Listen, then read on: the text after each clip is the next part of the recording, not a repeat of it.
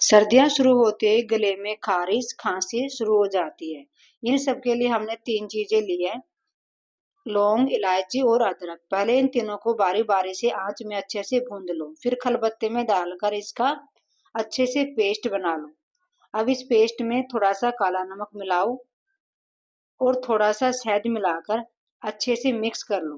अब दिन में कम से कम 3 या 4 बार इस मिश्रण को चाटो और ऊपर से गर्म पानी पी लो।